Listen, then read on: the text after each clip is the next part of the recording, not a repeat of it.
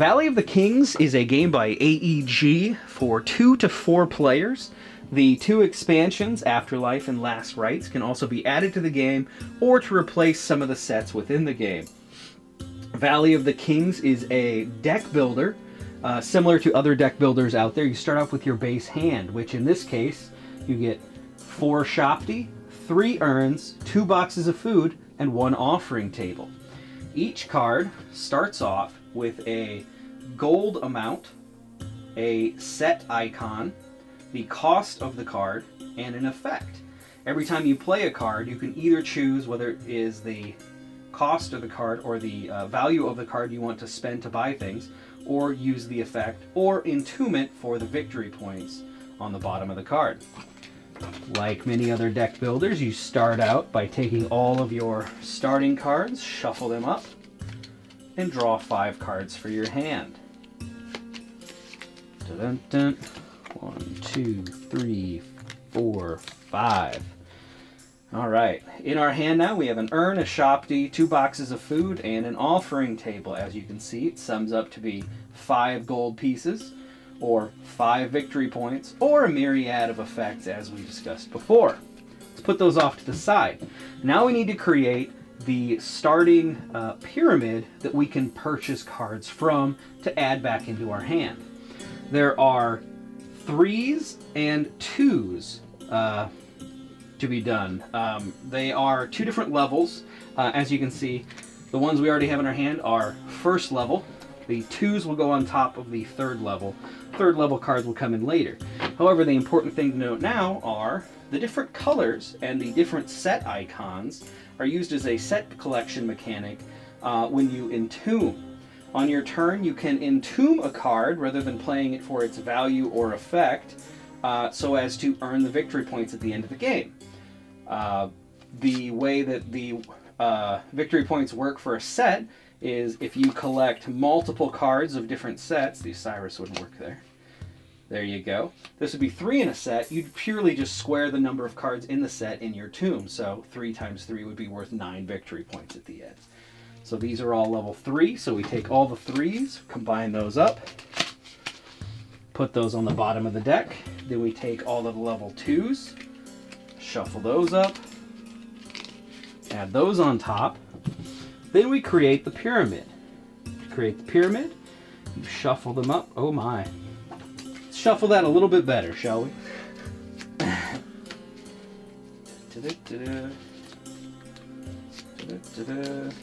Okay. To create the pyramid, you have 3 on the bottom level, 2 on the next level, and 1 on the top.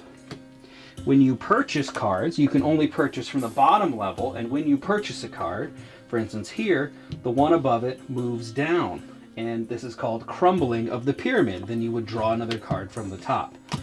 But let's not get ahead of ourselves. I haven't purchased that yet. So I have 5 cards to purchase from and the effects that they can run. Just to show you some of the effects, let's go ahead and run through those. The Shopti, swap 2 cards in a pyramid or sacrifice a card in the pyramid. I would play the Shopti card off in my play area to swap, say, the middle sarcophagus with the Tiet amulet, and those 2 swap. Then I still have 4 points, or the cost of 4. I would put those in my play area to go ahead and obtain this. It goes in my discard area. Then I put all my played cards back into my discard. This goes here as part of the crumbling, and then we draw 1 and it goes on top. Then the next player clockwise would go ahead and begin. Since I'm only playing against myself, I'll go ahead and draw another 5 cards. Then I get a Shopti, an urn, 2 more Shoptis, and an urn. So let's go ahead and see what an urn does, just for fun. Put the top card of your discard pile on your discard deck, or on the top of your deck. So that's the offering table, so I would put that over there to play that card. I still have 4 points. I can go ahead and spend 3 of them to get this amulet. It goes on my discard pile. I still have 1 card left, but I can't hold on to it. So I can either play it, or I can entomb it. Each player has a tomb. On their turn, they can entomb up to 1 card without another card that lets them entomb. So I just go ahead and play that there. We continue to shuffle, play, crumbling the pyramid as we go. The game ends once you run out of the deck. The deck and the pyramid empties, and each player has spent the same number of turns. Again, at the end of the game, you total up the number of cards in your tomb, adding up the victory points for single cards, or the multiplications of sets, if I were to have those two in the same set. The expansions to the games, Last Rites and Afterlife, add in different sets of cards and different effects. Also, the card artwork has been updated with each successive set, adding in new effects like the brain hook. As you can see, the artwork improves with each set as well. So here you can see a vast difference and a vast improvement as you go through it. So, this has been Valley of the Kings Afterlife. Hey all, welcome back to another episode of Remorse. Today we're reviewing Valley of the Kings. Brian, what did you think?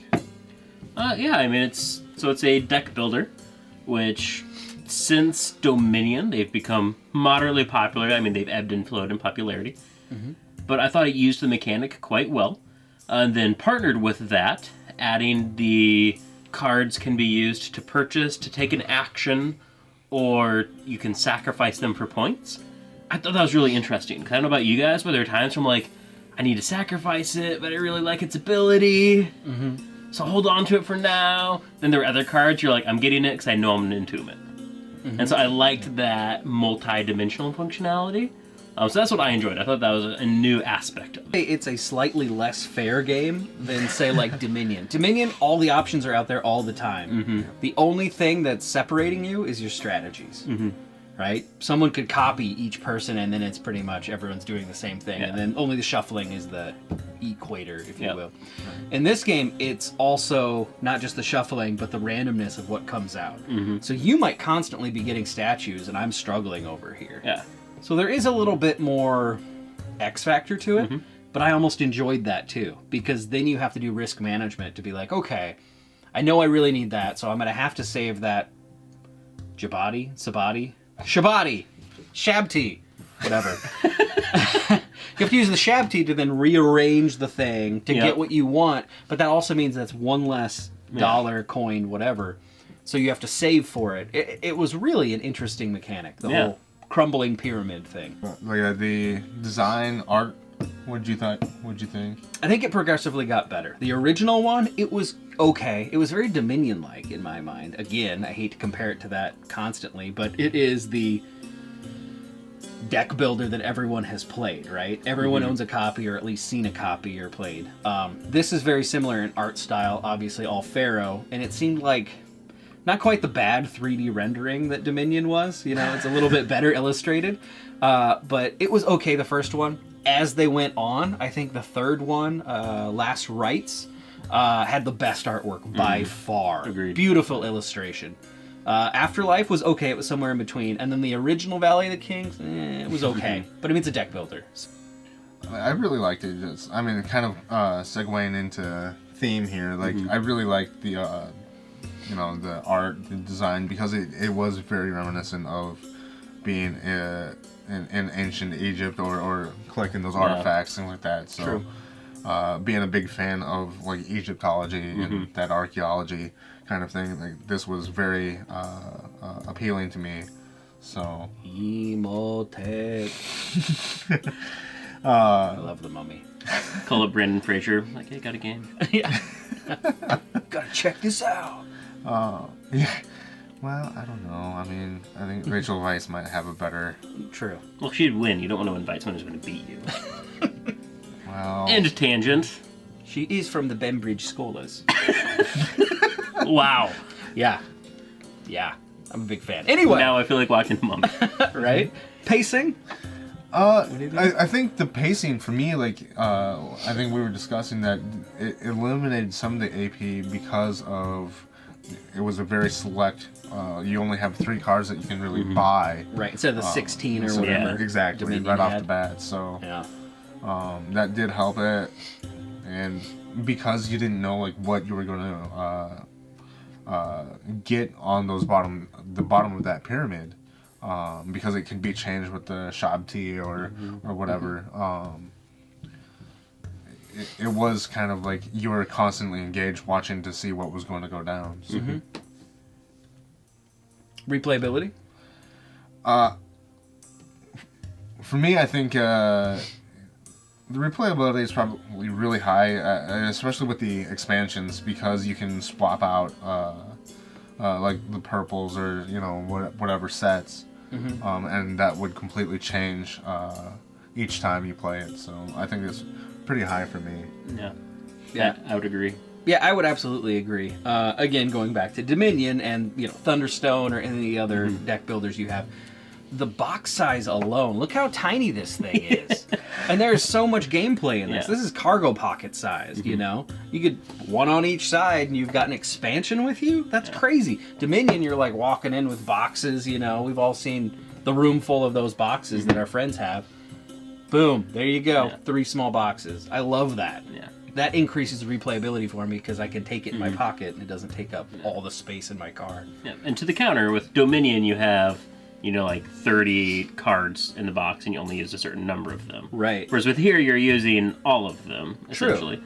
But again, More like, if you're efficient. playing with the expansions, you can be like, well, I'm going to use the blues from this one and the greens from this one. And you can do that change up and you're still carrying a smaller box. Yeah. You don't have a nice fancy insert, but I would take compactability often. Right. I take Dominion with me from time to time to a game night. I carry it on its side because I'm putting them in a bag.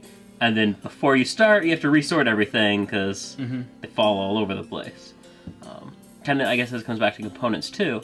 With the Dominion I got, because I was a late adapter, because I'm like, why should I buy a game all my friends already have? So once they all sold their copies, then I bought it. And the card quality is so much better in here than the new Dominion boxes that you'll get.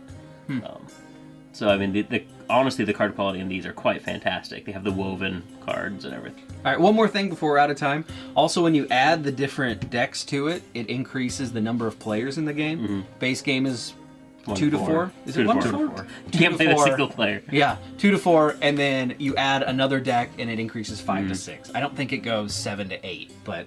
yeah, so I think I would recommend it. I really like this game purely for the portability, but also the gameplay is right up there. I'd agree. So I don't know if you need all 3, maybe pick the last 2. I will say the first one is for beginners. It's very basic, as you would think the beginning of a game would be. And then the third one, there were some wild cards in there that do some crazy things, turns the game on its head. So maybe 1 and 3 is how I would go. Maybe. Yeah. So, yeah. It's definitely worth checking out. Yep. So. All right. All right, so this has been Valley of the Kings. We'll see you next time. Bye!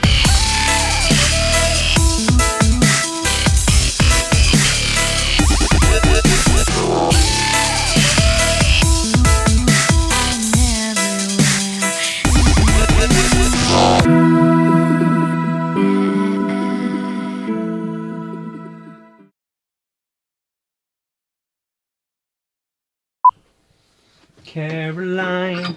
Ba, ba, ba.